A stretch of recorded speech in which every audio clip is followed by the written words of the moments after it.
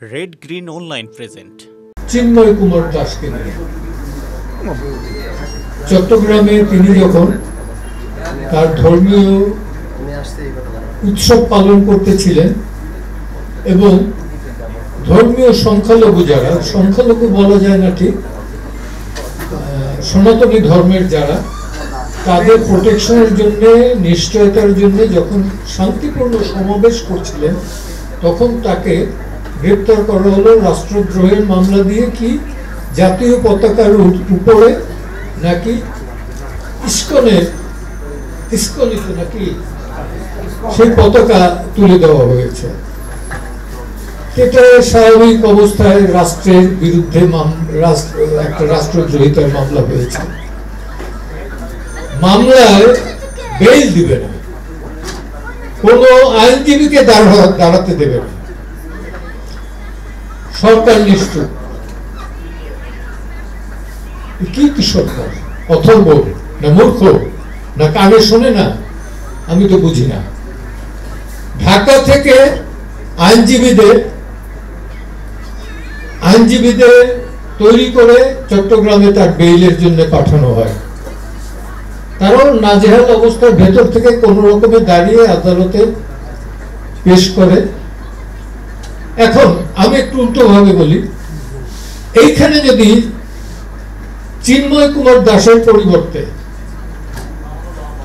মামুনুল হক বা ওই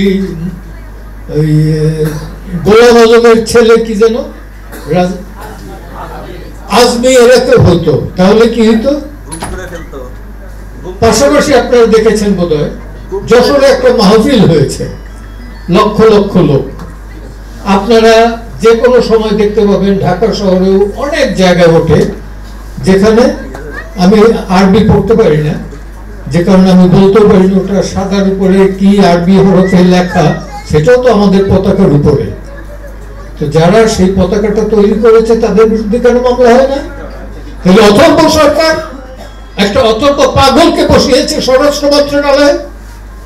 আর ইউনূস সাহেব তো কি ছিলেন সেটা সাংবাদিক নুরুল কবিরের ছোট্ট একটা ইন্টারভিউতে বেরিয়ে গেছে।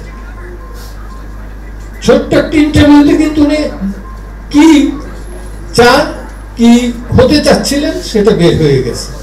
এবং আমরা তার কাছ থেকে বিদ্যা বুদ্ধি অনেক কিছু আশা করতে পারি, কিন্তু দেশের রাজনৈতিক পরিস্থিতির উন্নতি হবে এটা ভাবার মতো মূর্খ অন্তত আমি নই, আর যে কেই হোক। তাহলে তো ভালো। তো আমি আমার বক্তব্য শেষ করার আগে শুধু এটুকু বলবো যে অনতি বিলম্বে গণতান্ত্রিক ব্যবস্থায়, গণতান্ত্রিক নির্বাচিত সরকারের হাতে ক্ষমতা হস্তান্তর করুন। যত তাড়াতাড়ি করবেন তত আপনার মঙ্গল, আপনার না দেশেরও মঙ্গল। দেশ ভালো করুক খারাপ করুক এটা রাজনৈতিক দলের দায়িত্ব, কোন এনজিওর দায়িত্ব না। সবাইকে ধন্যবাদ। এই বিশেষ প্রতিবেদনটি যদি আপনাদের ভালো লেগে থাকে অথবা উপকৃত হন তাহলে অবশ্যই এই চ্যানেলটি সাবস্ক্রাইব করুন এবং লাইক, কমেন্ট ও শেয়ার করে রেড গ্রিন অনলাইনের সাথেই থাকুন। Thanks to everyone. Red green online.